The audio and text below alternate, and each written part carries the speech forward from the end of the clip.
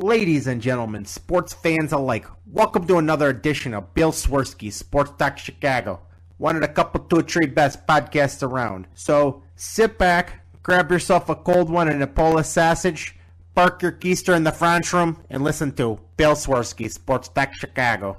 In Chicago, you know that all sports rock. The Bears, Hawks, Bulls, Cubs, and Sox. Pick your favorite, you can choose. As long as the Packers lose. For everything you need to know, it's Bill Swerski Sports Talk Chicago.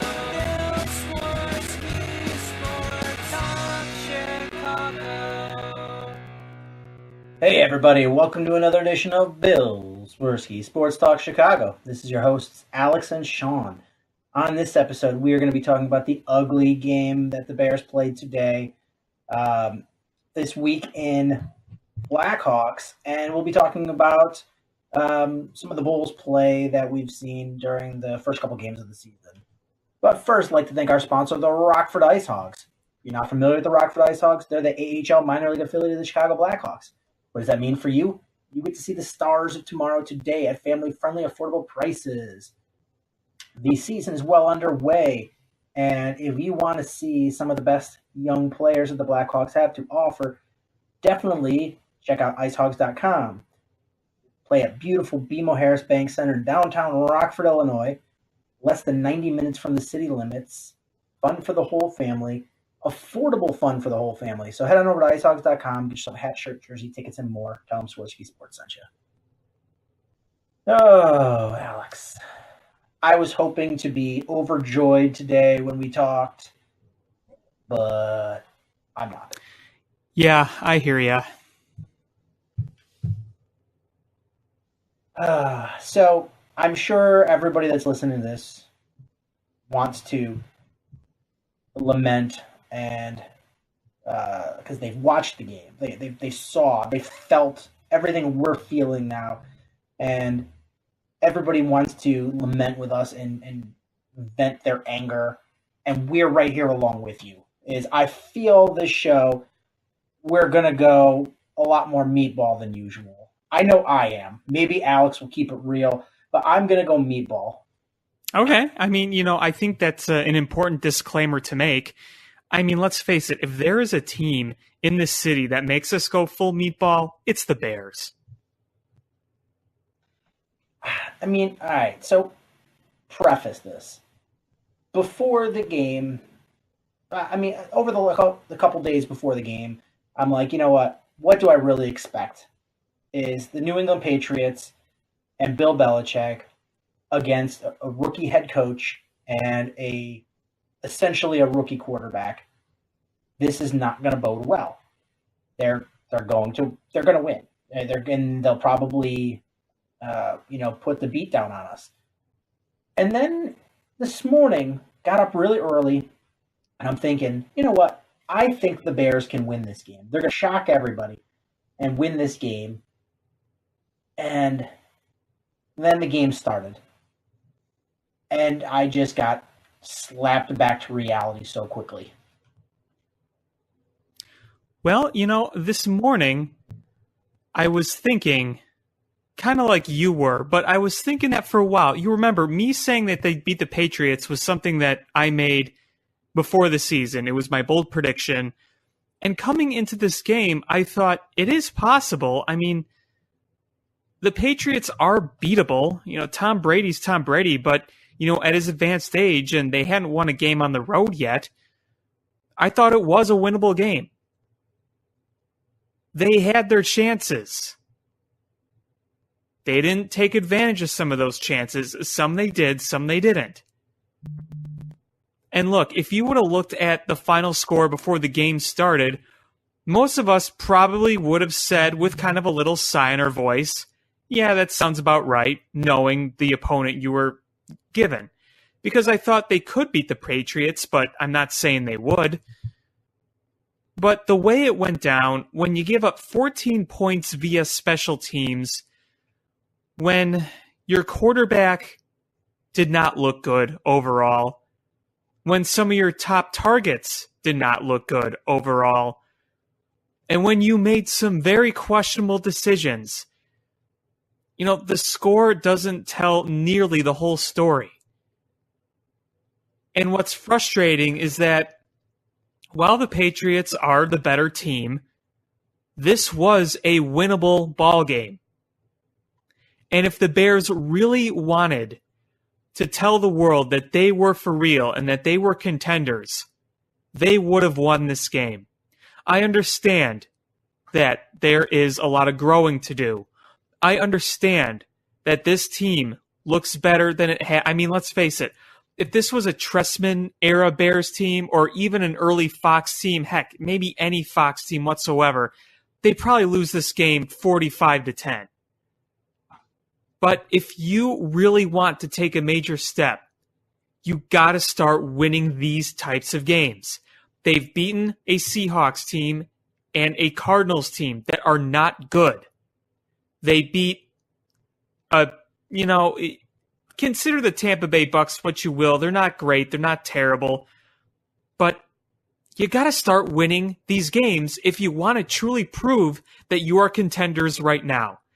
What this is telling me early on in this season is that this Bears team, while improving, while getting better, it's not there yet. Is that fair or not fair? It's more than fair. It's absolutely more than fair. And you're right. The Bears had every opportunity to win this game. It started off with Gronkowski not even showing up on the trip, which is weird because Wednesday he was listed as questionable, and then he didn't even come on this trip, which is Bill Belichick totally manipulating the rules. But whatever. So you don't have to prepare for Rob Gronkowski. You are playing the most immobile quarterback probably in the league. And, you're at home. And the New England Patriots were trying to gift you a win. Is with how many multiple turnovers did they have? So the Patriots were turning the ball over, which is something they don't do. And the Bears capitalized on offense, but they just couldn't make the plays when they needed to make the plays. And there's so much blame to go around for this that I don't even know where to start with it. Well, I think it's one of those things where you got to tell yourself, this is a team game, this is a team effort, and at the end of the day, everybody didn't do enough. I mean, can you think of one player that really stood out? I think probably the best player of the game for the Bears was Trey Burton. I mean, who else really stands out today? Because I would say Trey Burton, and then after that, Kyle Fuller, and then beyond that, nobody. Yeah, right.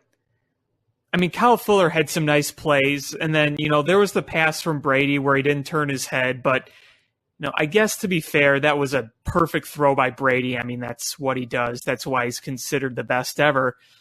But yeah, because Trubisky had some goods and some really bads. Tariq Cohen, I thought overall he did some good things, but it wasn't as good as weeks before. Jordan Howard didn't get that many touches. He didn't excel. He didn't do bad. What I thought was really disappointing as well today, outside of the defense, which I know we'll get into, boy, there were some big drops today. And I know that Trubisky had a lot of very off throws, but a couple of those incompletions were completely on his targets and not on him. Allen Robinson, that one drop early on, that just kind of caught me by surprise. And, everyone's going to drop it every now and then, so I'm not like fuming mad at him, but it just goes to show that not a lot of people did what they were fully hoping to do today for the team. I want to start with head coach Matt Nagy. His team was not ready to play today, number one.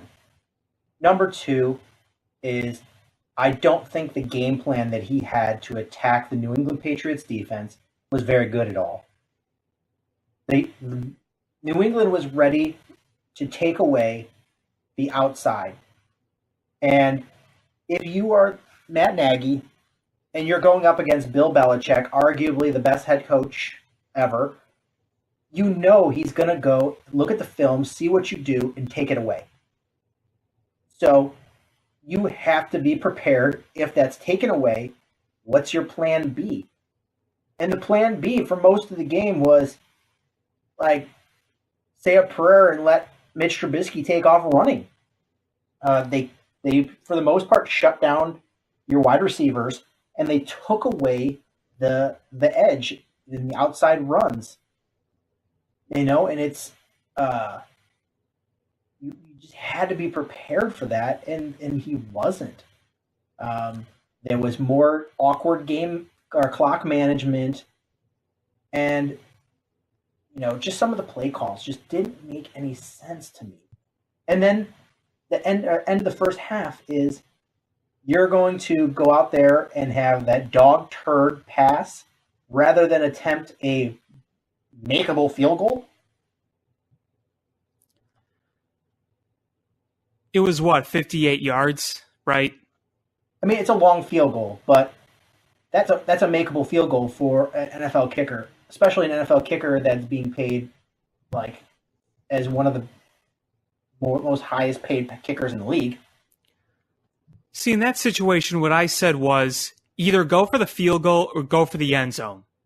If they would have gone for the end zone, I would have defended him for going for the end zone. If they would have kicked the field goal, I probably would have understood that too. But what they did made no sense. I agree with you on that. I don't get what was the purpose of that. What were they trying to do? I don't know. And then also, Matt Nagy, is if Khalil Mack isn't 100% or even anywhere close to 100%, which it doesn't seem like he is, then sit him down, let him heal, and play somebody else. I would rather have somebody else in there that's 100% than Khalil Mack at 50% or whatever he's at, because he wasn't effective. And it was obvious. I mean, Tom Brady today, the most frustrating part of this game for me today was Tom Brady had all time and space to throw. He could have sat down and had a tea party with anybody for hours, and they wouldn't have touched him after a snap. He had all day to throw. Part of it last week, all day. Part of it was how many missed holding calls that there were, but that's neither here nor there because it was going both ways. But Vic Fangio didn't have this defense ready to play for the second week in a row. I know he's not the one that's out there tackling, but Bill Belichick is a good head coach. And if he knows that Tom Brady is not a mobile quarterback, so you have to know that they're going to set you up with quick passes, screen passes, anything to get the defense running around and neutralize that pass rush. And that's exactly what they did, and the Bears were not ready. The Bears looked so surprised that that's what the Patriots were doing. And I'm just an old guy sitting on the couch, and I'm like, I knew that's what they were going to do. How do I know this? And Vic Fangio and this defense don't know that. Well, if you just want to go on general coaching today, I think we saw why our coaching isn't at that level that we want it to be yet, because look what experienced and successful coaching that's won 5 Super Bowls is capable of doing. Vic Fangio, if you're listening, which you're not, is the reason you never got a head coaching job is these last 2 weeks. Look how you prepared. That's what you did. And it's frustrating. These players didn't address the tackling issues. They were ill prepared for what Bill Belichick was going to do, and it's frustrating. And I read a quote. I can't remember who it was. Maybe it was Bill Polian, maybe, and he said that Matt Nagy was a great hire. A year too soon, but better a year too soon than not getting him. Meaning that you're going to go through some growing pains of him growing into the job. And I think that's what we're seeing with him. But Vic Fangio has been this position, multiple teams, for a long time. He should not be caught off guard with his pants down like that. It was disappointing, no doubt. Just so many guys wide open. Secondary wasn't even close to guarding these guys throughout most of the game. They made some good tackles. They missed some tackles. There was no consistency there. It was rough. It made a few nice stops. I'll give it that. But, at the end of the day, it didn't do its job. And, you could talk about the secondary all day, but like we said, if you don't get the pressure on Tom Brady, then forget it. And there was none of that. Yeah, I mean, if you're the Bears defense, you have to go into this game saying, look historically what Bill Belichick does to young quarterbacks. He confuses them. He confuses them and forces them into uncomfortable positions and makes them make mistakes. You have to, historically, that's what he does. And you have to go into this game with a mindset of Mitch Trubisky is going to be confused by what fronts Bill Belichick is putting on him, and he's going to make mistakes. And as the Bears defense, you have to go into this game thinking, we have to limit Tom Brady in this offense because we are going to have to help out our offense. And they came in there and laid an egg. And you know what? I want to keep on the defense for now, but Mitch Trubisky had a rough day, but there was a lot of good things I saw. I'm not going to beat him up too bad, but we'll get to that in a minute. But this defense they had to go in this game with a mindset, and they didn't. No, it didn't. I think one of the most disappointing things here was, in addition to not getting really the pressure on Tom Brady, because I can talk about that over and over and over, but what stinks is that it got those it got the takeaways. I mean, one was a special team, but you got a pretty nice takeaway, and then as soon as they gave up the kick return for a touchdown to Cordell Patterson, it just seemed like everything was going back down again. It's like all the steam that they were gaining was just kind of sucked out. Yeah, and as far as the defense, Khalil Mack clearly wasn't 100%. He just didn't look right out there, and they had him dropping into coverage so much. That's not why you traded 2 first-round picks and paid the guy a lot of money to drop into coverage like that. And on the other side is Leonard Floyd had the worst game he's had since becoming a Chicago Bear. Hands down. He looked bad. And that's another name where I just wonder, is he still really not right physically? Is that what's going on? Or is it a combination of he's not physically right and he's just not playing well? That's what I'm trying to figure out. Because he played well last week. He was one of the few. This week he just looked like garbage. The touchdown pass to White, he just looked so confused and got caught flat-footed. Flat-footed with no ability to turn his hips. For being such an athletic guy, you've got to be able to be on your toes. And granted, White is an NFL player and he put a good move on, but Leonard Floyd just was so flat-footed, he had no chance. No, he didn't even give himself an opportunity. And it made it an easy pitch and catch. Yeah, it wasn't good. I think that it's fair to say that overall he's been one of the most disappointing players on this team, but I've been willing to give him a pass for a while because of the injury. But I think it's really come a time where he's got to step up and he's going to show why he should be here and why he was worth the pick at the time. And back to Khalil Mack, not being 100% is he goes attack, and he puts everybody on their heels. And because he wasn't, and he was playing gingerly, go back and watch how many times he got knocked on his butt because the offensive line, they were the ones that were attacking Khalil Mack. And he got knocked to the ground multiple times because he just wasn't playing his game. And it was frustrating to watch. And, the first quarter is New England went right at Roquan Smith. That's who they attacked, Roquan Smith.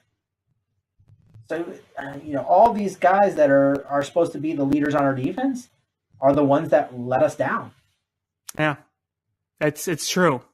And again, the coaching was miles ahead. The Patriots coaching was miles ahead of ours. And the tackling in the secondary was abysmal again. After you watched that tape last week, how do you not just go, I don't care about putting a big hit on, I have to wrap up? And it was so many guys just putting shoulders into people and not getting the tackle. It's infuriating. It reminds you of when they struggled tackling a few years ago, and you saw a lot of good tackling early on in the season, and then it's going back to that. It's very frustrating. Yeah, and as frustrating as the defense was, the Bears still had an opportunity to win this game. And that's at least got to be some sort of encouragement, is that you got beat every single phase in the game. You got beat coaching. You got beat special teams. You got beat offense. You got beat defense. And this game went 1 foot from being an overtime game. That's got to make you feel good. Sorry. You still feel like crap. But if there's any sort of silver lining to this, it's the fact that the New England Patriots, with Tom Brady and Bill Belichick, dominated you in every single phase of the game, and you still almost took this to overtime. You 1 foot shy of going to overtime. Well, to me, it kind of makes it a little more frustrating, but I see what you're saying. Now, I'm trying to find a good way to say this. I don't think these consolation games are doing much for me anymore. Like, we almost tied with them. We almost beat them. I'm sick of the almosts. It's frustrating with the almosts. I want to see wins. I'm right there with you. I agree 100%. I want wins, and I'm so angry. I was just like, steam was probably shooting out of my ears while I was sitting on the couch watching this. I'm just saying is that we went into this season, most people expected us to have a losing record. And this team, I think, is ahead of schedule. But I think the fact that we are so frustrated means that we have actual expectations for this team. That's fair. If this would have been 38, if this was 38-31 under Mark Trestman or 38-31 under John Fox, I think we would have all been popping champagne. But because we are starting to have expectations of this team, we are not happy with that result. Losing 38-31 is not good enough. It's not good enough. And this was a measuring stick game, and we came up short. Right. Again, I think it just goes to show that while there are improvements on this team, vast improvements, they're not there yet. They're not there yet. This team is not a contending team until they beat good teams and can maintain a lead in the division. They're not contenders until further notice. If down the stretch they start winning more games and they beat the Vikings and they beat the Lions and they beat Green Bay, then they're contenders. But until then, no, they're not contenders yet. And if you want my personal opinion, I think that this right now, looking at this team, is an 8-8 team. I'm not saying that the future is wrecked because, look, I still think this team has a very bright future, and I think that this team is going in the right direction. Don't get me wrong while I kind of vent here, but if you're looking at this year, just overall, I see an 8-8 team. I don't see anything better. I mean, we may start to look differently because the next two games are against the Jets and the Bills. And if we do what we should do, the Bills are bad. And they might be, they're either going to be playing Derek Anderson, who threw for like 10 yards and 19 interceptions today, or Peterman, who is probably the worst quarterback I've ever seen in my life. And those are the guys that they'll be playing with as quarterback. So you've got to feel good that they're going to beat up on Buffalo. And the Jets are where the Bears were like 2 years ago. So I just feel like in a couple of weeks, we're going to still feel angry that we let that Green Bay game slip away, that Dolphins game happen the way it did, and the Patriots game happened the way it did. But we're going to be at least saying, hey, we're 5-3 right now. We're 5-3, and our likelihood of being above 500 is looking much better. You just got to take it week by week at this point. I know, you're right. It's a good way to look at it. And again, the way I can look at this the season will change throughout the season. I'm just saying right now, if you ask me right now what I think is going to happen, I think that this is an 8-8 team. That could get better. It could get worse. It could stay the same. Things will change as it goes along. They have to beat these next two teams. They have to win both those games if they have any sort of chance at hanging around. Any sort of chance. You got to beat them. There's no question about it. If they lose terribly to those two teams, then just forget it. I don't even think they have to lose terribly. I think if they lose either of those games, the Bears are in trouble. It's after that is you start jumping right into the thick of your division opponents. And those are the games you have to win. I mean, it's the NFL. You got to win against everybody, but the most crucial ones are the teams in your division.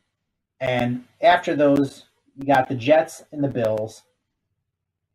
Then after that, it's Lions, Vikings, Lions. And that is where you are going to win or lose this division. And the Lions are starting to play pretty darn well right now. Yeah, they are. And so you need to take care of business with them. And the Vikings, their defense looking like hot garbage, but that offense is humming. Yeah. Because at that point you've got to take care of business with the Bills and the Jets, because the Lions, Vikings, Lions game are going to really shape the division race. You get the Giants, who are garbage, but then you get the Rams and the Packers back to back. Boy, that Rams team is good. Yeah. That Rams team is probably going to be the toughest challenge for this Bears team this season. Absolutely. That team is good.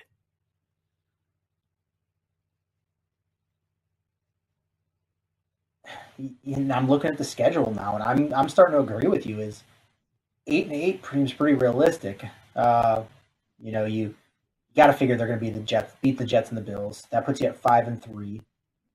I say you split against the Lions, makes you 6-4. You beat the Giants 7-4. You lose to the Rams and the Packers 7-6. And I don't know. I think you win one of those three against the two Vikings or the Packers, and it puts you 8-8. Right. So yeah, it was looking like a promising start to the season, but the NFL every week counts. Yeah, I mean, it's not baseball where you come back the next day and you have 162 games.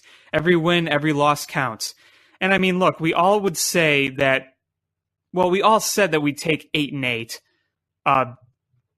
Okay, maybe not everybody, but a lot of people would say they'd take 8-8 by season's end before this season started. It would just be disappointing if they couldn't be above 500 after the way they started. But, I guess at the end of the day, as long as they're 500, you could at least say that this was a step. But I can't say this enough. This last step has to be the last step. This team has to be in the playoffs by 2019. If they want this rebuild to be successful, by 2019, you have to be in the playoffs. Absolutely. Absolutely 100% agree. But back to this game is offensive-wise, the offensive line looked like garbage. They weren't opening up holes. The New England Patriots, who have a mediocre at best pass rush, were getting to Mitch Trubisky regularly.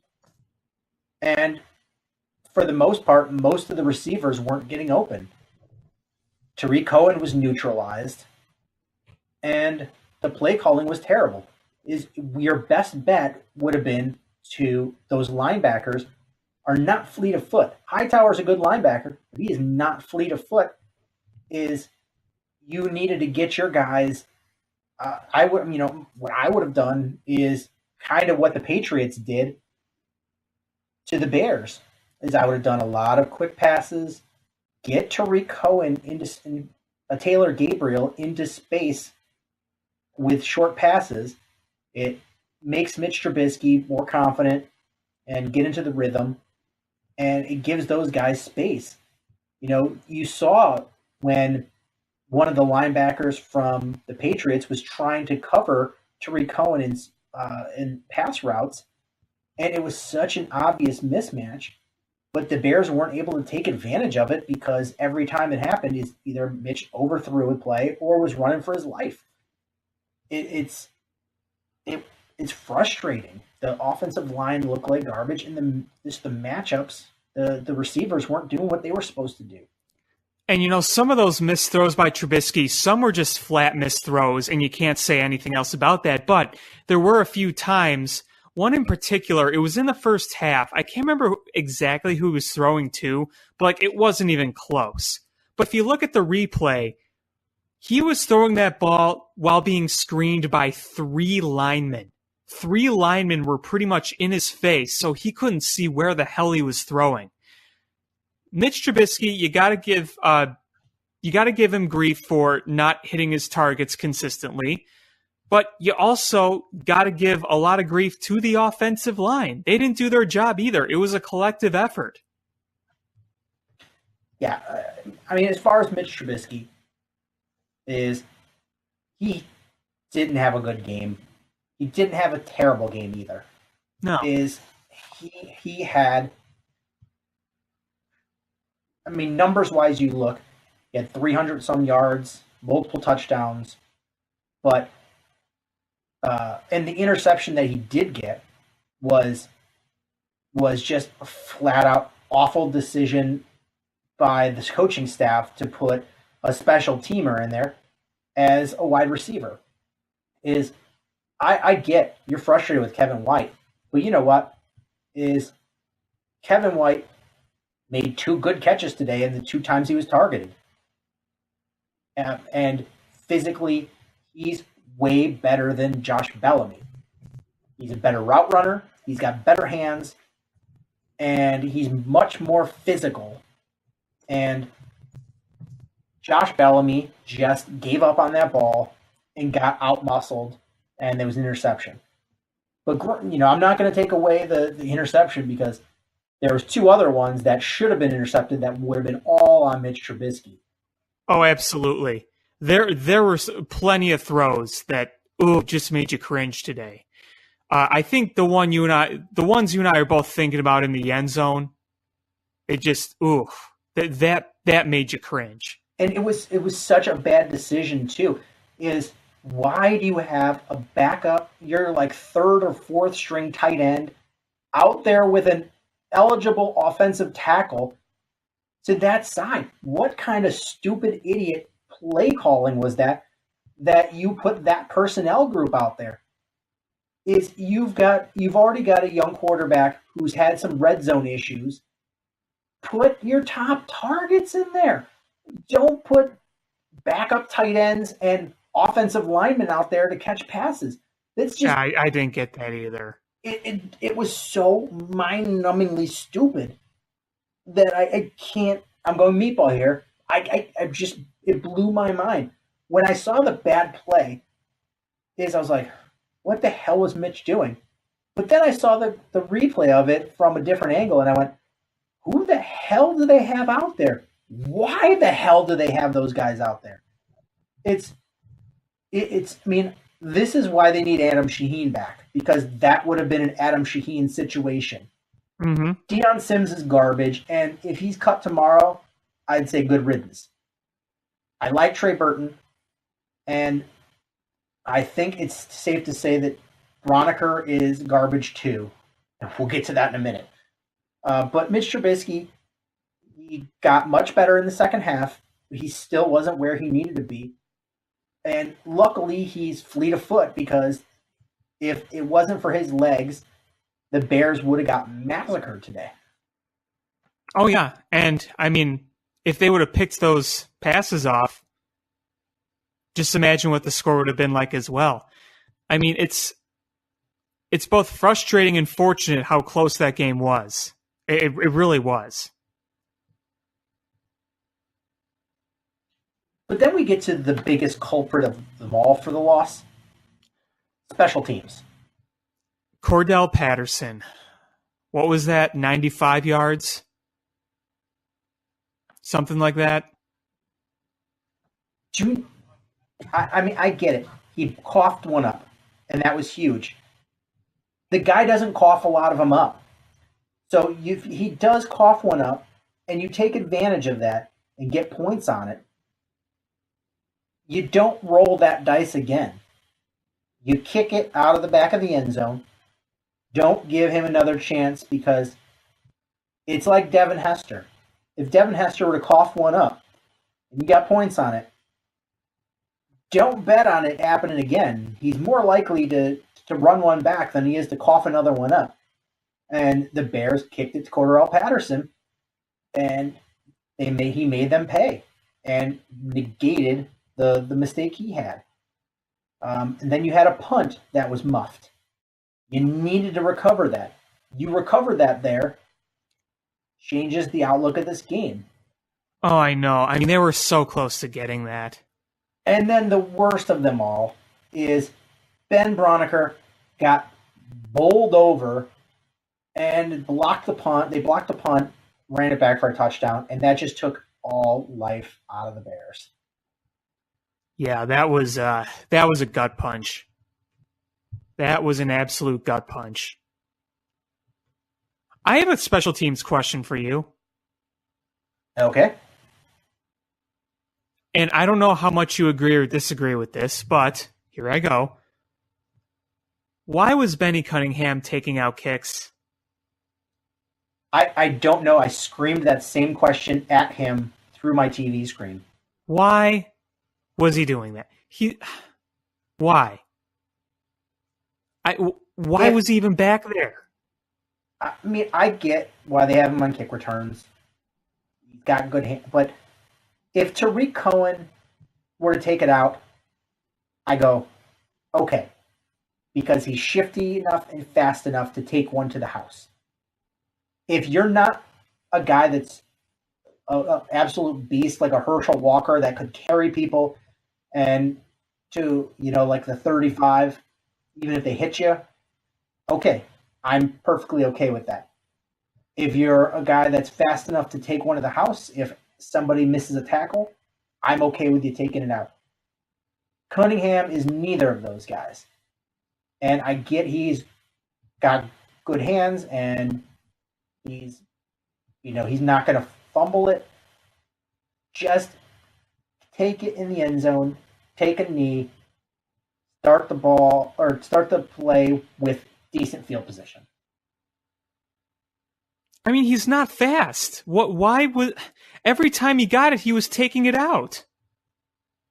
And he was lucky to get to like the line of a touchback a few times. He was lucky to, or even close to it. It was so infuriating. And I know there's a lot of people calling for the Bears special teams coach to be fired, and he's going to have a lot of asses he needs to kick.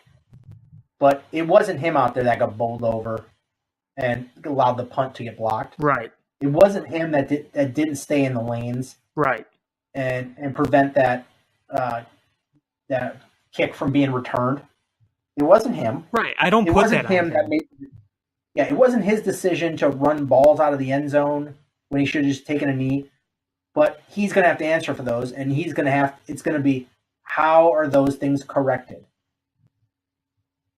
Yeah, you said it perfectly. I mean, everyone was calling for him to be fired, and I'm like, that's just poor execution on the players. Simple as that. This loss really sucks, and I'm so frustrated by it. My fear, though, is that this team is going to, the locker room start to turn, and they're going to start, imploding. That's my fear. Those things happen with young coaches. Is if they can maintain this team with a positive attitude and they go out there and take care of business next week against the Jets, then I'll be a little happier. But I'm really concerned that they're going to take this loss personally and things are going to start going downhill. That's my fear. I'm not completely worried about that yet, but, I understand why you would worry about that. So I don't really have much to add. So next week you've got a Jets team that's not that good. They've got a young quarterback that will turn the ball over.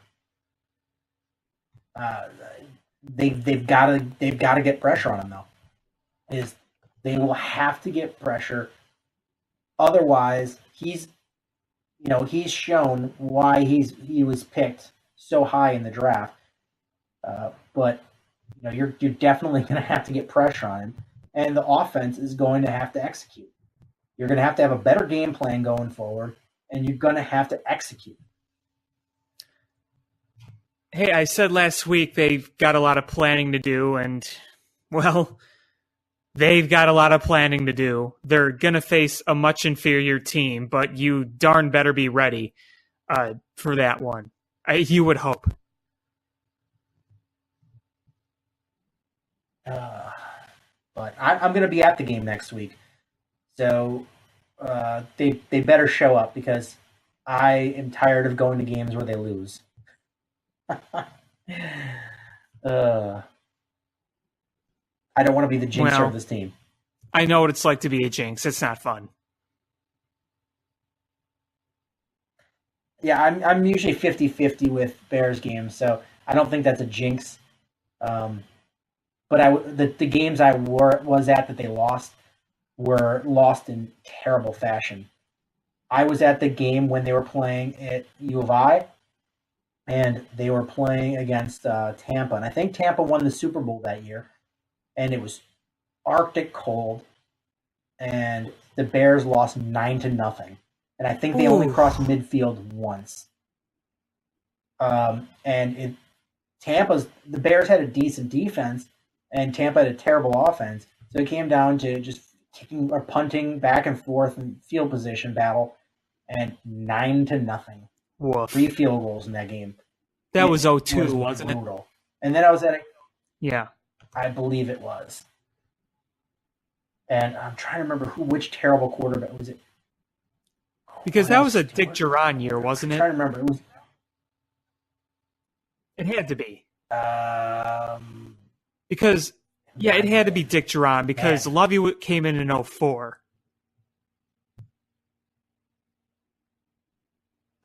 Bears.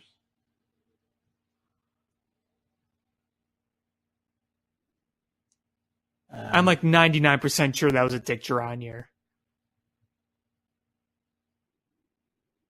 Because that was the year after they had that miraculous season. They went like 13-3 and then lost to the Eagles. And then as soon as everybody cleared out of the playoff game, they started tearing the place down.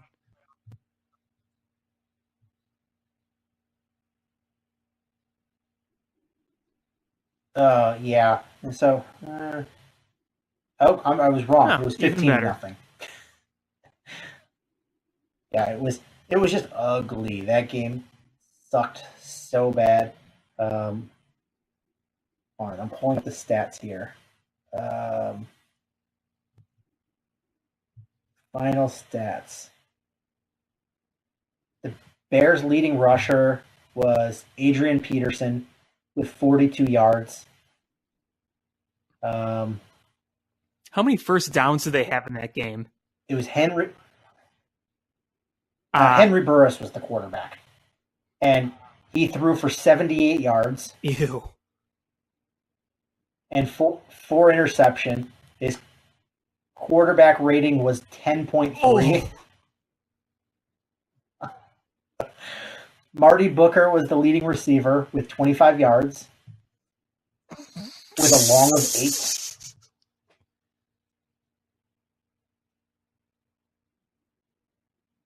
Brad Maynard had 6 punts. That's not good. Yeah, Burris also fumbled. The Bears had 14 that first many? downs. Surprising, I don't remember that many. But you know what? It was both teams. They both got so many offensive chances because they both sucked. The Bears had 218 total yards. Yeah, not great.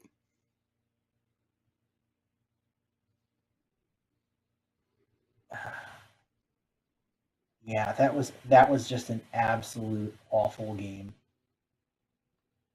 So what was the other terrible game you were at? It was against the Texans, and it was the coldest game of the NFL season, and it was a Grossman game, and he looked like garbage, and the Texans dominated the game, and Bears fans were just so quiet because it was so cold, and they were stinking. And there was a moment where they announced, they were announcing the temperatures around the league, and they announced the temperature in Green Bay, and then they said, it wasn't as cold as in Chicago, so this was the coldest game of the NFL season, and like Green Bay was like 1 degree warmer, and the whole crowd erupted in cheers with Green Bay sucks, Green Bay sucks, Green Bay sucks, and that was the highlight of the game. Is we chanted Green Bay sucks. So what year was because that? It was colder in Chicago while we were playing Houston. Oh, this was probably 2007? So you said it was Grossman, right? Grossman was a quarterback. I to my memory. Was it at least, it was at renovated Soldier Field, right? Yes, it was.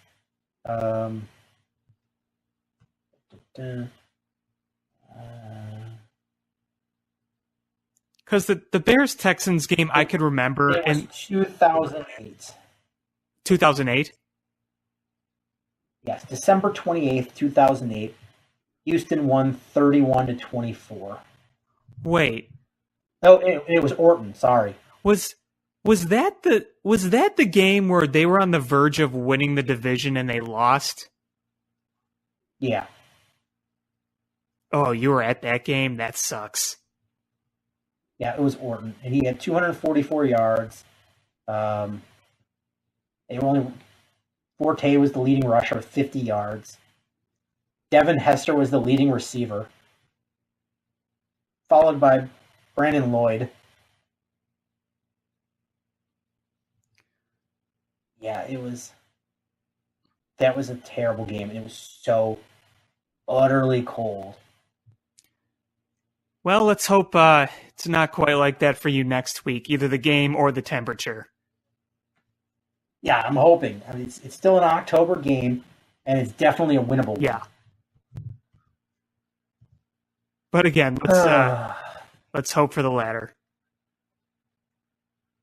But I want to transition quickly, just talk about the Bulls a little bit.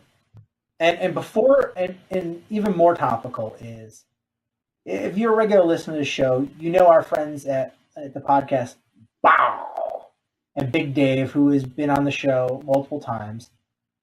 Big Dave now has a show on NBC Sports Chicago after the Bulls postgame called Bulls Outsider. And I have the second episode DVR. It's going to be after every single game, all 82 games. And I watched the debut episode, and it was really entertaining. It's Dave and two other guys who are just fans, and it's essentially a podcast on television. It's a lot of fun. It's one of the more fun half hours of television you watch. I am so happy for Big Dave. When I saw that announcement on Instagram, I just immediately told him how happy I was for him, and I'm glad that you brought it up because I am really, really, really happy for him. And I'll ask him if he remembers us when he's famous. Yeah, I told him don't forget us little people. Yeah, but that's so great for him. I'm so glad he's moving up. Yeah, I mean he deserves it. I mean it was so cool, and I didn't know anything about it until like a couple of days before, the opening of the season. So it's everybody. If you have after the Bulls game, there's the post game show, and it's immediately following that. So definitely check it out. If you don't stay up that late, DVR it, watch it the next day. That's what I did, and it was a lot of fun. And it's basically fans talking the game. It's like you talking with your buddies, except your buddies are on TV. Yeah, that's a great gig. But I don't know what kind of expectations anybody had for the Bulls, especially with Markkanen being down.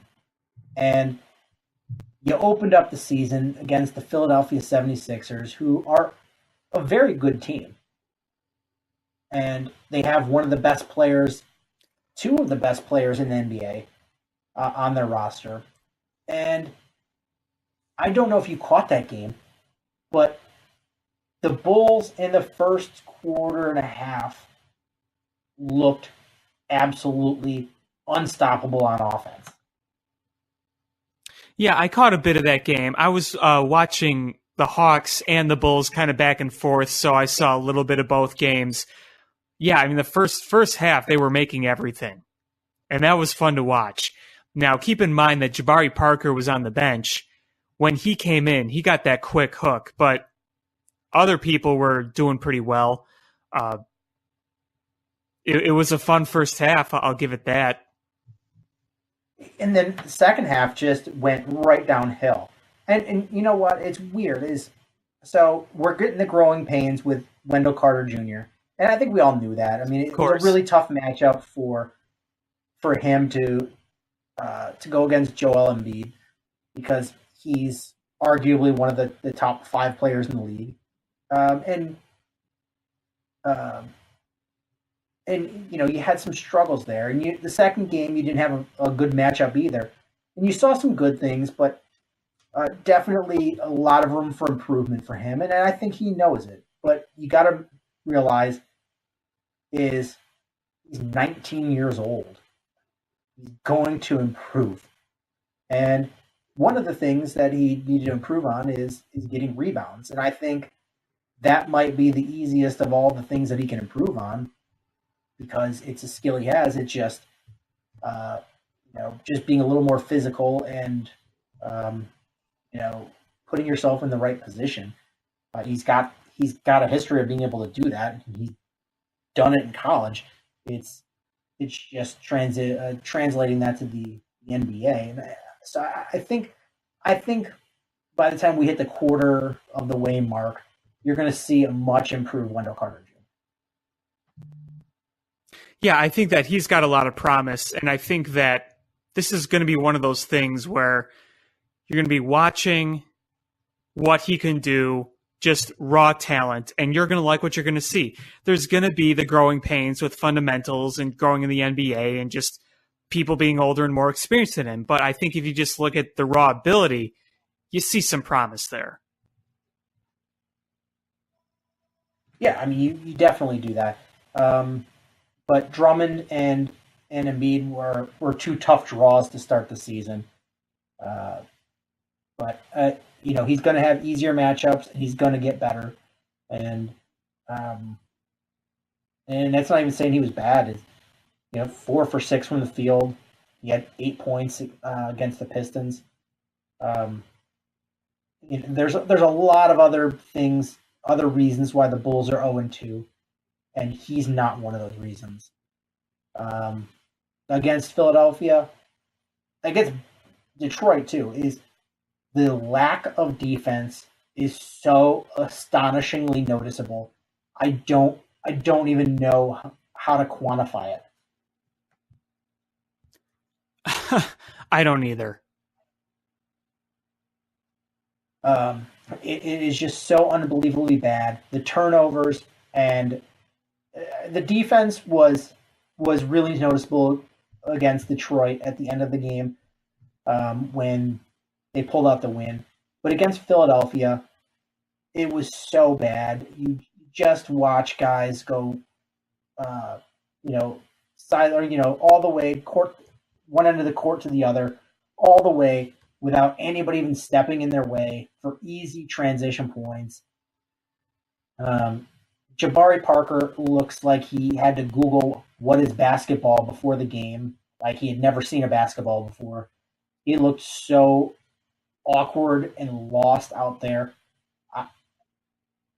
It's so frustrating. And I get he's upset because he's always been a starter, probably his whole life. And he's a role player now. He's coming off the bench. But he has to be able to look at this objectively and say, what does he give the Bulls as a starter?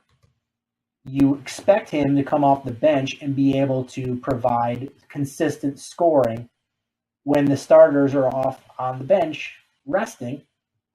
And that's what Jabari Parker should do. And he's not able to do that.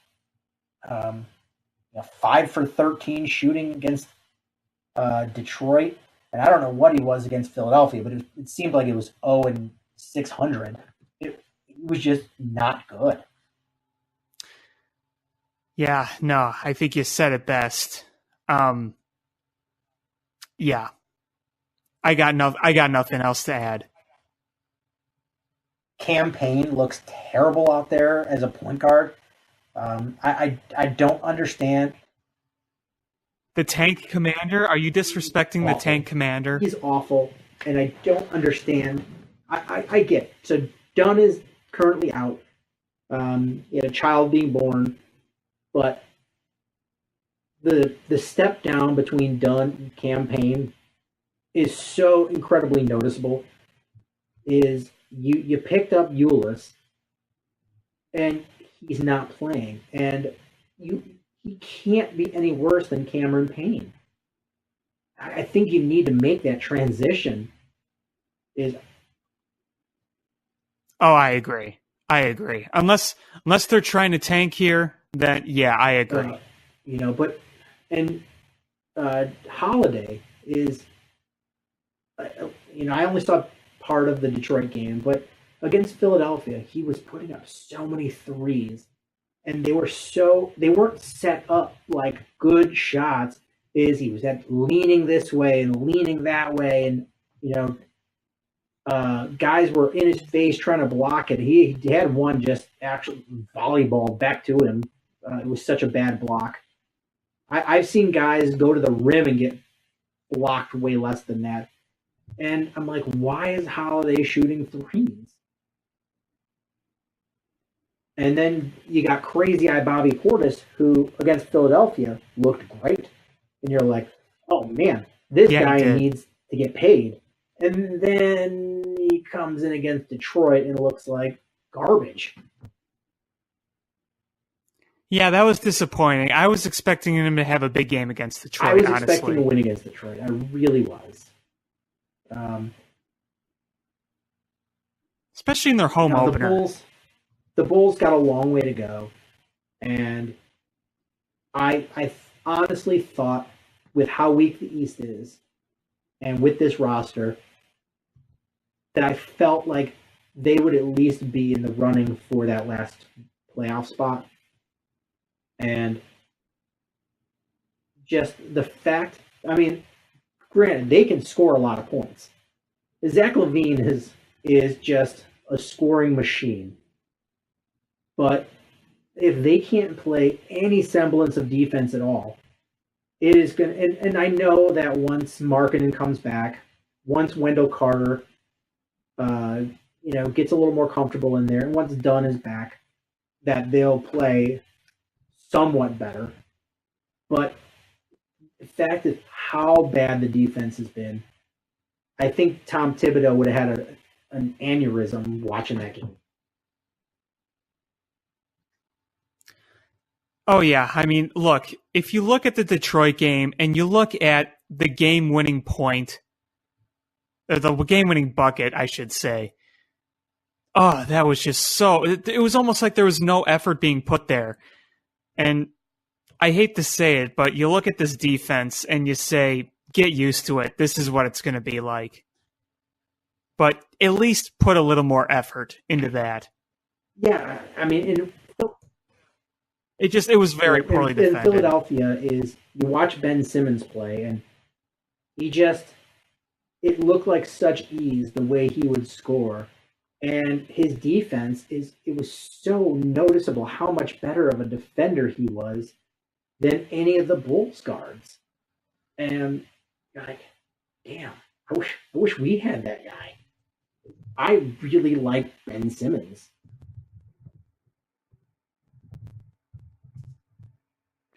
Yeah, I know. I do too. It would be great to have that type of guy. Excuse me. I was kind of thinking that the other day myself. I thought you look at that kind of guy and you say, you could see him kind of fitting on a team like this. Oh yeah, he would be great. But maybe we'll win the lottery and we'll get somebody great. But we got the Mavericks coming up tomorrow, and I think that's a very winnable game. This Mavericks team, hopefully. So hopefully the Bulls are able to come out and take care of business on this one. This is, and hopefully you can get a performance from Zach LaVine like you did against Detroit, because if I think there was one great thing about that Detroit game, it was Zach LaVine. He's a terrible defender, but man, that guy he's a legitimate scorer. Legitimate. Yeah. That game-tying three he had was a thing of beauty. Yeah, he's been impressing me the first two games so far. They just need to come together, and hopefully when Dunn comes back, it gives them some better defense, more consistent on their offense. But this team can score points. There's no doubt about that. Well, that's the thing. The games that the Bulls are going to win this year, they're going to be 128, 125 shootouts. They're not going to win any games defensively. And the fact that they can score will allow them to steal a few wins against lower teams that can still score a lot because the defense is bad. I mean, that's the way I see it. You're not going to see them win a low-scoring game. No, those Thibodeau days of winning games 87, 89 are over. These games are going to look like the All-Star game where it is all just offense. You're going to win games 164 to 149. Yeah. It's going to be like a NBA 2K shootout. Yeah, I was during that first game, it reminded me so much of like a game of NBA Jam where I was just waiting for somebody to like throw up a 3/4 court shot with the ball on fire, and somebody yelling, "En fuego! He's really heating up." But at least they're entertaining. If they're going to not be good, it's better to not be good and score a lot of points than to not be good and be good defensively. Well, yeah, and at least have a team that has young, exciting guys and not be like mediocre and a bunch of old guys like a few years ago. Agreed. But this team I think is going to be a much different team once Markkanen comes back from his injury. I agree. It's going to be, and the one interesting thing though is, I think everybody was talking about who is going to be the alpha on this team. Whose team is this going to be? And there were arguments to be made. Lauri Markkanen is the best player on the team. It'll be him. Other people were like, well, Zach LaVine is your best scorer, and he's your guy you just paid a big contract to. It's going to be him. And I wonder now with Markkanen being out the first 6 weeks of the season, is that going to change the dynamic of this team? Because Zach is going to be carrying that load for the first 2 months. To me, it's still Markkanen's team, but yeah, we're going to kind of see how it develops over the next 2 months or so. Really just kind of see how it develops over the year, because there's going to be a lot of growing for a number of these guys, and the dynamic may shift regardless of who's out, but how they play. So yeah, to me right now, it is Lauri Markkanen's team, but when the year is done, we'll see if anything changes. But I want to wrap this up talking about Blackhawks. This team is hot garbage. Is that fair? Is that a fair statement? This team's defense is hot garbage. I think they have a lot of talent still. I think that Kane, Taves, DeBrincat look great. I think Corey Crawford coming back, his two games, he's looked great. But this defense is wretched. Wretched. Yeah, it is atrocious. The number of shots that on goal, the number of chances, good scoring opportunities that they give up. It's so bad. It is completely awful. And if Corey Crawford wasn't absolutely one of the best goalies in hockey, is you don't win that game. Was it yesterday? Against the Blue Jackets? Yeah, yesterday. Yeah, that was a Saturday. He looked like himself. And it was absolutely, without a doubt, a goalie win. Oh, yeah. I mean, they made some nice plays offensively. DeBrincat had a nice shot, and Kane scored a beautiful goal after some nice passing. But, yeah, absolutely. I mean, all the defense was done by the goalie. And tonight was a campaign game. You mean Cam Ward? Yeah, same guy.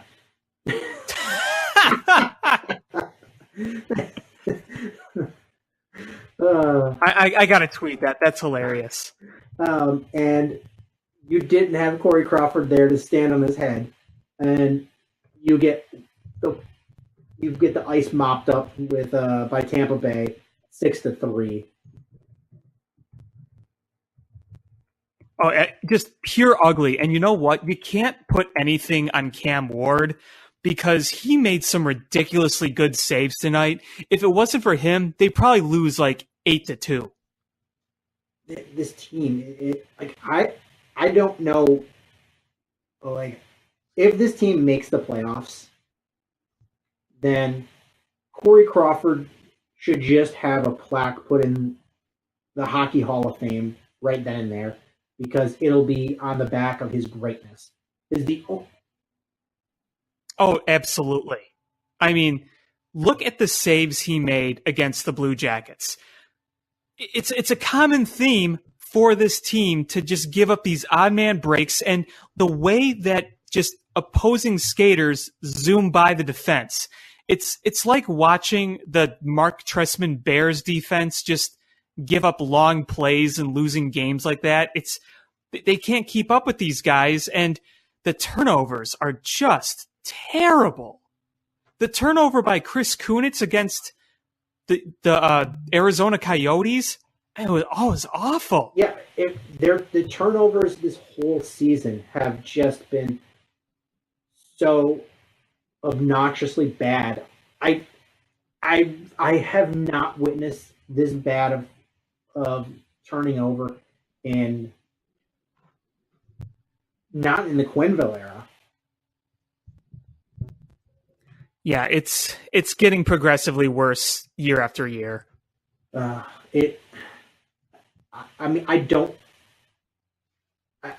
read some people saying that the Blackhawks need to take this cap room they have and use it to their advantage sooner rather than later. But who are you going to get that's going to improve this team mid-season? Stan Bowman needed to do something this offseason, whether it's a trade or something like that, because right now there really isn't many options. There's no options. And even like, what one player is going to change the dynamic of this team? Oh, nothing at this point. Nothing at this point. I mean, Yoki Haru looks like a promising young kid, but he's still young, but he looks promising. We all know the issues with Keith and Seabrook. You know, they're old and they just physically aren't as good anymore. Jan Ruda is just not working out. He's not panning out. Brandon Manning has been a disaster so far. Has he ever played hockey before he joined the Blackhawks? Yeah, it's not looked good for him at all.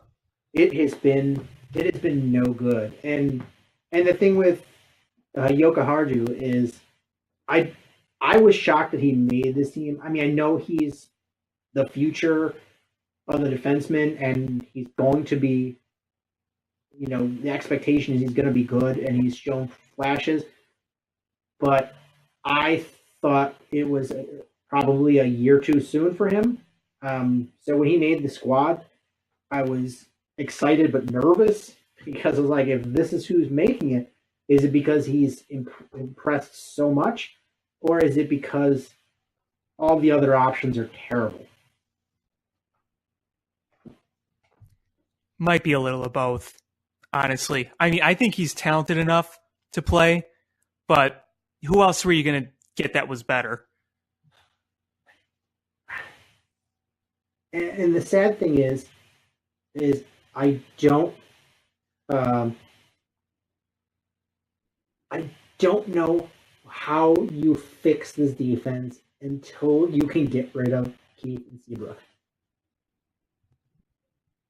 Yeah, it's not a good situation at all, because you're pretty much stuck with that for a while. They gave up 33 shots in one period tonight, tying. Yeah, that was the second period, right? Record. This franchise has been around a long time. Yeesh. And they gave up 33 shots in one period. One period. Yeah, they couldn't clear their zone. They were turning the puck over, and Tampa Bay was just skating so much faster than they were. And, both teams were coming off games the night before, so it's not like Tampa Bay was rested and the Blackhawks weren't. They both had to play games in other areas the night before. And I swear, I bet Kane just grits his teeth and is so annoyed that he has to play with 14. I don't think he's a real NHL player. At 14, I don't know. I'm not giving up on him yet. I think there's some potential there, but that Kane would love to be playing with certain other people, some that may not be here right now. Hint, hint, you know who I'm talking about. Speaking of which, what bit Brandon Saad when he left the Blackhawks the first time? What snake bit him? What curse came upon him? Because Brandon Saad has looked so mediocre since he's come back to the Hawks. But to some of his credit, he's just not finding the back of the net where the puck is just missing going in, or the goalie makes a great save, or it hits the post. But he is just snake bit. I mean, this is not the guy you saw the first go-around with the Hawks. Because if you remember, in the 2015 playoffs, that guy was clutch that year. My what favorite happened? quote about Brandon Saad was from a couple nights ago. They asked Quenneville, "What are you looking for from Saad?" And he just went, "More." Which Yeah. I don't know what else to say. I don't even know how to quantify it. I don't know how to describe what's wrong with Brandon Saad. I can't explain it. So that one-word answer just kind of goes, yeah, at least I'm not the only one in this boat. Well, yeah, I mean, I don't think anyone can legit solve what's up with this guy. Ugh. He was a fan favorite here before he was traded the first time. Now people are ready to see him benched, essentially, put in the press box. And I think if you want to right Brandon Saad, you have to keep playing him. But it's so frustrating at this point. I'm just laughing. I'm trying to recall that one of my favorite tweets this season about the Blackhawks was, it's almost as if someone was around the Blackhawks office commented, "Well, our defense can't be much worse next year." And Stan Bowman said, "Hold my coconut water."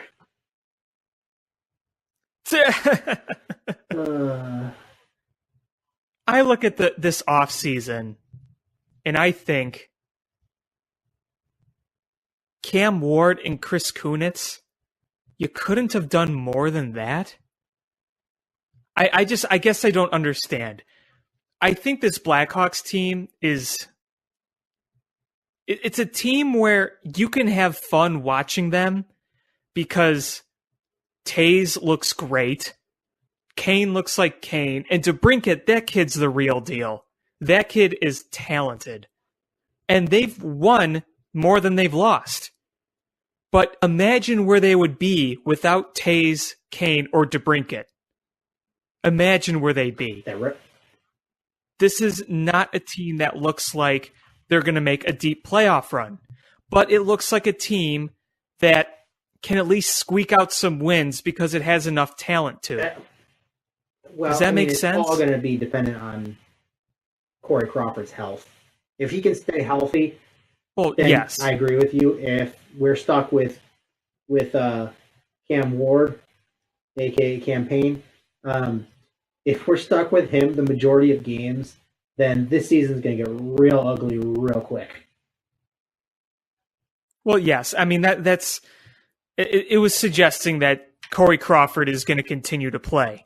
And I mean, the nice thing is, you watch Corey Crawford in his first two games, he looked like himself. It looked like he really didn't miss much time, even though he nearly missed a year. So there's at least some good news there.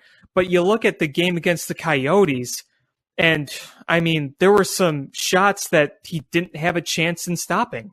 And that was all on the defense. He can do a lot but he cannot do it all. That game was so infuriatingly frustrating because the Coyotes are a terrible team, and they dominated the Blackhawks. And you got beat by a bunch of former Hawks and Vinny Hinostroza and Antti Ranta and, teardrop Nicholas Hjalmarsson, who I really wish we still had. Yeah, well, I mean, compared to Seabrook and Keith, yeah, but he's not the same Hjalmarsson. He's better than what we have for the most part. That's just not saying much. I think you could put a bag of concrete mix with a jersey on there and it would be comparable. No, you put one of those mannequins that they had out there. I just feel like if you put Bernie from Weekend at Bernie's and just dropped his corpse there with a stick on the ice, that he's going to at least block a couple shots. You know who would be a great defenseman for the Hawks, though? John Leckie. Well, I mean, to be fair, Buttercup could really take up some space there on the ice. You know what I could just see? Someone tries a slap shot, and then the puck just gets lodged in one of his spurs.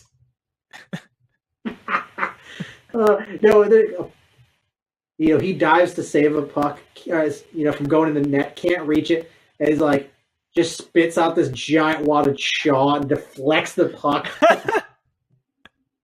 The ice girl's got to come out and clean it up. They're constantly cleaning up his chaw from the ice. The ice, all the logos and the sponsorships are tainted with chaw.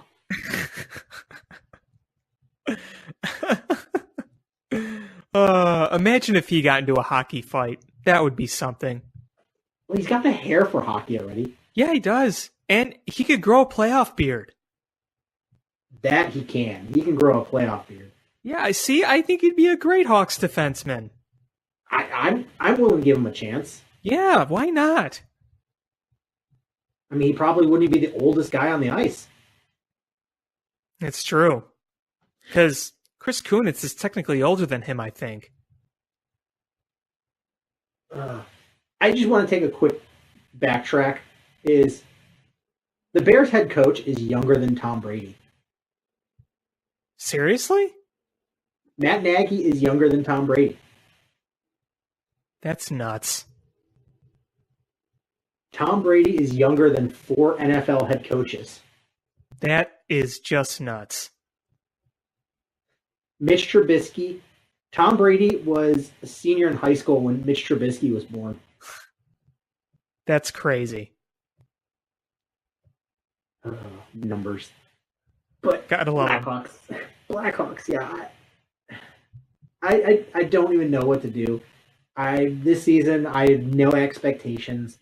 I'm just gonna go and sit down, watch the games, and try to watch the games like prior to the 2010. I don't know how many of you guys can remember the games prior to 2010.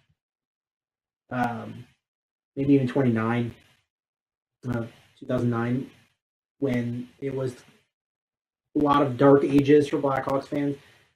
I'm going to try to watch the games like I did back then, when you were just like, okay, I'm going to sit down and watch a hockey game. I have no expectations. Whatever happens, happens. Yeah, there you go. That's kind of how I'm doing it. You enjoy every win and you shrug at every loss. Yeah. I mean, if the dark side of the Quenneville era and the Taves era and the Kane era with the Blackhawks is I've had a lot of expectations, and it's given me a lot of heart problems watching these games because you expect to win. And, they've been in so many big games that your anxiety just gets high trying to watch some of them. And your emotions are up and down, and I need a break from that. And it sucks to have it happen in such a terrible fashion, but I'm gonna just try to relax and watch games like a normal human being. Yeah, that's exactly how I'm trying to approach it. I don't really like. regular people that are listening to this, probably you don't have any regular listeners. I imagine everybody's kind of like us, but anybody that just can sit there and casually watch sports, like, please send me tips. I don't know Seriously. how to do it. Seriously. No, me too. Like, I'm not kidding. I'm a big Michigan football fan, and I remember when they lost, I believe it was the Rose Bowl. It was to Texas with Vince Young at quarterback, and it was just like basically a back and forth shootout game, and they lost the last second, and I was just devastated. I didn't talk to anybody for like 3 days, and like my dog was scared to go in the room with me because I was yelling, and I was like, human beings shouldn't act like this. Like, you should have seen me the night of Game 7. Get me so frustrated. Like, I should have like a blood pressure cuff and just test my blood pressure around the third quarter, and it's probably like 200 over 140. I'm probably having a heart attack. It's not normal. No, I feel ya. You should have seen me during Game 7 of the World Series. I lose you? What's that? Hello? Hello?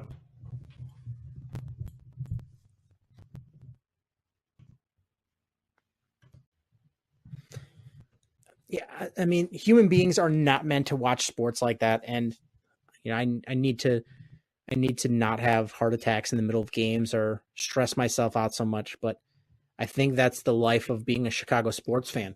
Yeah, that's very true. I feel the same way. I wish I could be a very casual watcher without so much emotion, but every time I try to say I'm going to watch it with no emotion, well, I always watch with emotion. Let's just say that. Yeah, it's funny. My dad used to be just the most angry Bears fan ever. Like, in my life, I watched him take off his shoe once that he was wearing and throw it through the TV. He broke our kitchen table once, like by pounding his hand on it because they lost to the 49ers. And was that in recent years or a while ago? No, this was Joe Montana era still. Oh, okay. And then he just got old, and then he just sat there and watched the game, and I don't think he paid attention as much. And if he switched channels at a commercial and was watching something else, he might get stuck in that for a half an hour and then switch back and then not miss a beat. And I was like, and then I would get mad at him, like, how are you watching a game like this? You're missing the play. And going full meatball on my dad. And like, sometimes I could just sit there and I wish I could watch a game like that where I'm like, if I miss a play or they do something bonehead, it doesn't ruin the rest of my day. Oh yeah, I mean, look at how many Sundays that the Bears have ruined for both of us. I mean, I get sour on Sundays when they lose stupid games like this. And it's been that way for a while, and the Bears do this a lot, so a lot of Sundays have been soured. So anybody out there that has, like, I don't know, some sort of professional background in dealing with sports crazy people, definitely reach out to us. Please. And if you're somebody that can sit down and casually watch a Chicago sports game, please reach out to us and let us know how you do it. Or walk us through the experience, because I don't even understand what it's like. I don't either. Like, my wife likes sports, but she won't watch a Bears or Hawks game with me because she knows I act like a crazy person. Oh yeah, I mean, my mom's the same way with me. Not gonna lie. Like, she's from Philadelphia, so she's like a Philadelphia fan. But like, if she's watching like a Flyers or Eagles game or something, then she'll sit and watch with me because then I can be rational because it doesn't matter to me. Right. No vested interest. But then the minute it's one of my teams, I'm just like, Yep. I'm right there with you. What's the maddest you've ever gotten? What moment were you ever the maddest that you did something crazy?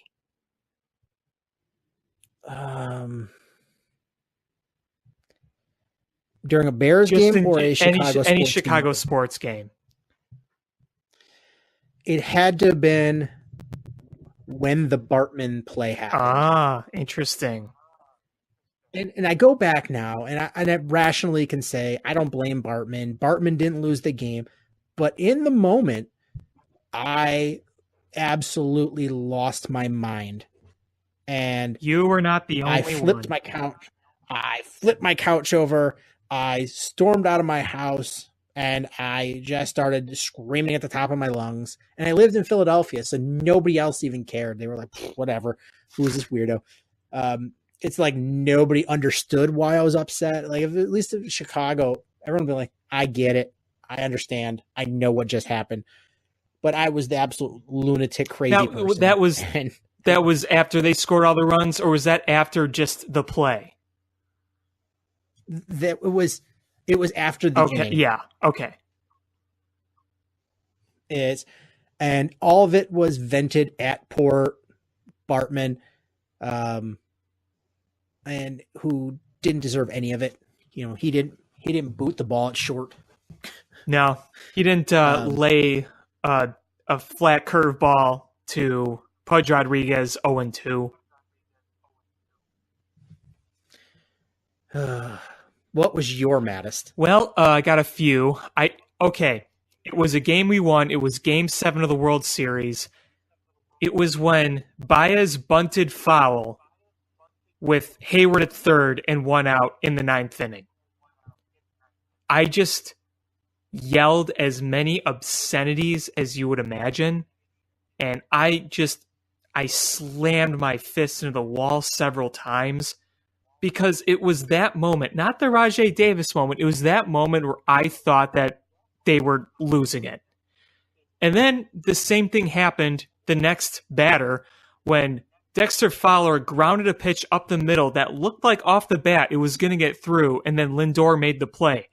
At that moment, I thought it was all over. The Cubs lost. Because when the Rajay Davis thing happened, I kind of yelled, "What?" And then I just went silent. Like my head just dropped, and I didn't say a word for like the next 15 minutes. So it was either that or I think it was a Bears game. I'm trying to remember what Bears game it was. It wasn't the Super Bowl. I remember getting pretty mad during the NFC Championship, and then I just gave up on that game. So I don't think it was that. It was some Bears game, but I just remember I was really, really mad.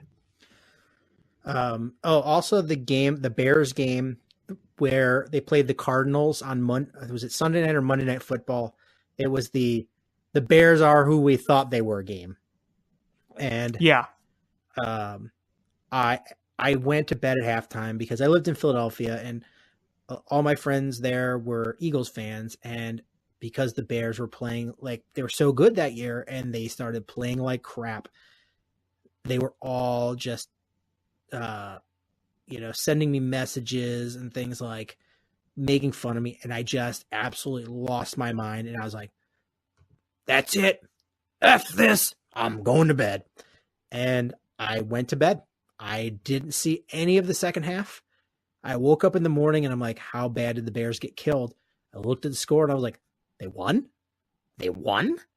Missed it all because I was so angry. Oh, I have another one. I just remembered this.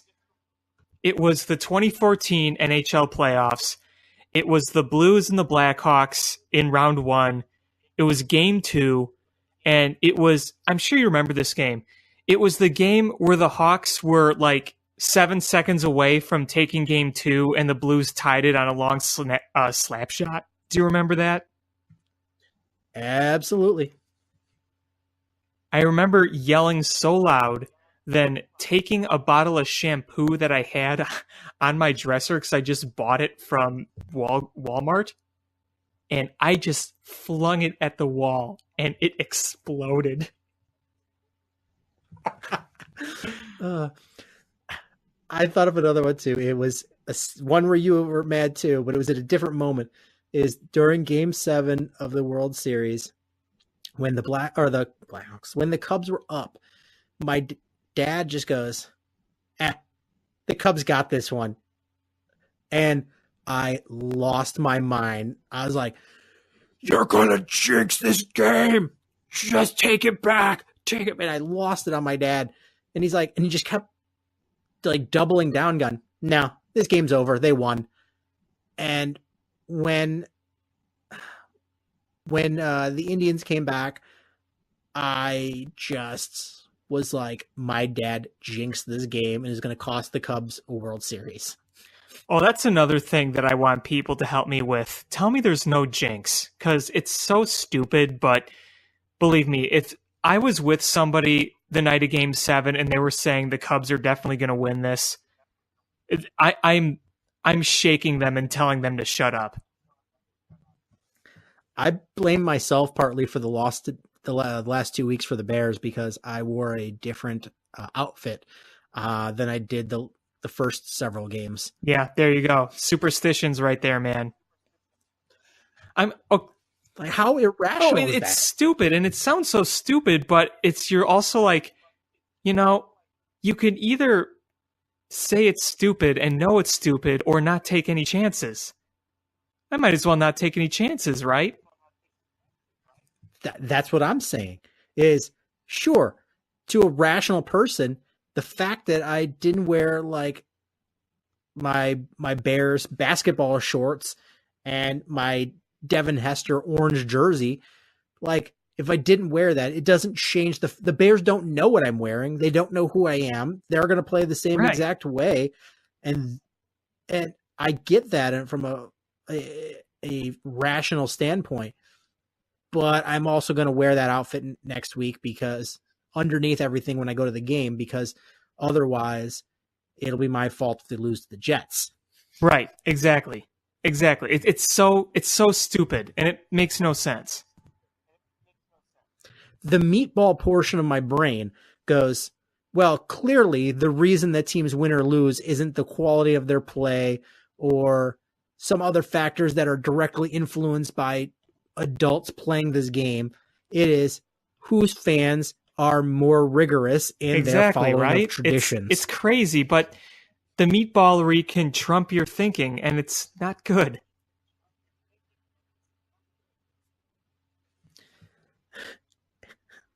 It's so crazy. It is. I mean, I get like the hockey playoff beard. That's like a fun one. That we all do. It's just more of a that's just a one. thing. It's not as much superstition. It's just a thing. Yeah. Yeah, that's not. It's beyond superstition at this point. It's just a thing. It's just you do it. It's kind of like Movember and you grow the mustache. But like when I have to sit on the couch a certain way or drink a certain beverage or not drink anything during certain periods or quarters and have to wear a certain clothing, like that goes to the something wrong with me. Exactly. And I thought of another game where I didn't have an anger outburst. It was the game against the Kings for the Blackhawks, where they lost in overtime for the opportunity to go to the Stanley Cup against the Rangers. And when the Kings scored and won that game, I wasn't angry. I wasn't upset. Same. I was just numb. I just sat there and I stared at the TV for probably an hour. I don't know what happened. It was like a lost hour of my life. And I just sort of stared at it like was that a dream? What happened? No, I know. There? Yeah. I didn't yell and swear when they scored. I stood there. I was with some friends. We all just kind of put our heads down, then raised it back up. You saw LA celebrating on the ice. And then my mind was trying to tell me this wasn't real. Because no, the Blackhawks are supposed to win this game. They were supposed to win this game and go to the Cup Finals. They weren't supposed to lose after being down 3-1. That wasn't supposed to happen. But I got more mad about it as time went on. But in the moment, I was just in such shock that I didn't get time to be mad. And, that was the same scenario for me when the Bears lost in Week 17, when they were one stop away against Green Bay in 2013. The same thing happened. That's how I was in the Bears Super Bowl against the Colts. Is I was on cloud 9 after the opening kick, and then after that, I just kind of sat there numb. And I lived in Philadelphia, so I was the only Bears fan. So I was sitting in my house by myself on the couch and in my jersey watching this game, and I was just numb. I was like, I don't know how to explain this. Honestly, I could remember the opening kick and the very end of the game. The rest of the game to me at this point, like I pretty much just blurred it out of my memory. It's just such a blur to me. Every time I think of that game, I can only think of one of the Colts defenders said that they knew exactly what plays the Bears were going to run before they ran them. Yeah. And that's all I can think of when I think of that game. Yeah. To me, that was sad. But I think the Bears loss that upsets me most, not because I mean, they never had a lead and they were never winning that game with Cutler going down really, but I was more upset when they lost the NFC Championship against the Packers because of who it was against and because they were at home. And even though that 06 team defensively was better than the 2010 team, I really thought that if they could beat the Packers, they could have won the Super Bowl. I didn't think that Steelers team was that great. So I remember being more angry during the NFC Championship game while just sad during the Super Bowl. Agreed. But I don't know if you have anything else you wanted to add. No, I think I'm good. Well, that's going to do it for this episode of Bill Swerski Sports Talk Chicago. I want to thank everybody for listening. Check us out on social media at ShyFanPat1, at Swerski Sports, Facebook.com/Swerski Sports, SwerskiSports.com. Thank you so much for listening. Please hit subscribe however you listen to podcasts, whether that's iTunes, Stitcher, YouTube, or the TuneIn app. And your job is to share this podcast with at least one friend. That's how you grow. So thanks so much for listening. Check us out next week. And until next time, bear down. Cubs win! What a lucky break! The good Lord wants the Cubs to win! We thank Ditka and God for all they have provided. Cubs win! Cubs win! Cubs win! Oh, I don't want her. You can have her. She's a Packer fan. She can't fit in my van. And she looks like Denver New Yorkers. Smoking crack is not legal on the plains. Bears 31 to -7. The Bears. Oh, when the Bears go bearing down.